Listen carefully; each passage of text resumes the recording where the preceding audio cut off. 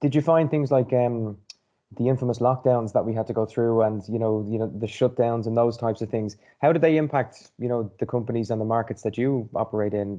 Was there an impact, or Yeah, there would have been, I suppose, particularly for a lot of the manufacturing sites. They had to go through a very, very quick, I suppose, large program of adapting to the new rules and regulations. So what a lot of the life science companies did was I suppose they obviously did a risk assessment on their own staff, and anyone who didn't have to be on site, who wasn't really critical to manufacturing operations, was then moved to a work from home situation very, very quickly.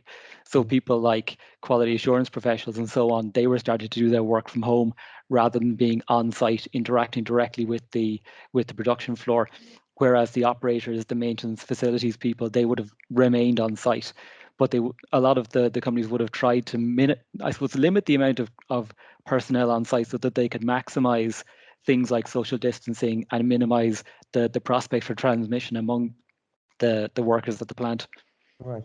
And how was that received? As in, like, a lot of people who work on manufacturing sites, and historically everyone's going in every day, like, so Yeah, what was the sentiment? The idea of working from home. How did companies facilitate that process? Was it seamless? Was it difficult? Or I think it probably would have varied from site to site, but I know a lot of them would have had very robust IT infrastructure in place, and all of their staff would have had, they would have had their own laptops and so on. So moving them to remote working from a logistical perspective seemed to be relatively easy. It was more I think the human resources side of things that a lot of companies had to deal with, in terms of dealing with people who were possibly working in an environment that wasn't perfectly conducive to your regular day-to-day work, and making sure that they could maintain the company communication between teams and so on,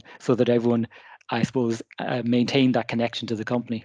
yeah, and that's an interesting point as well.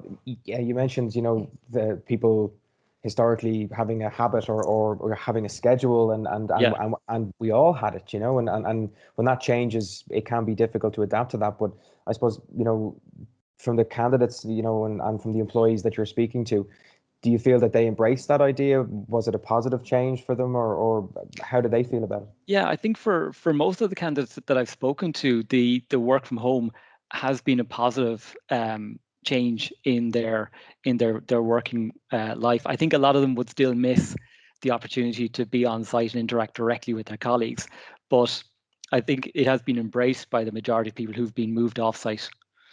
Right. And do you think that will that revert back to what we used to do, say, within manufacturing facilities, or what's your view on Yeah, what's going to happen next, I suppose, I with think your that the crystal ball, Nigel? yeah, my crystal ball.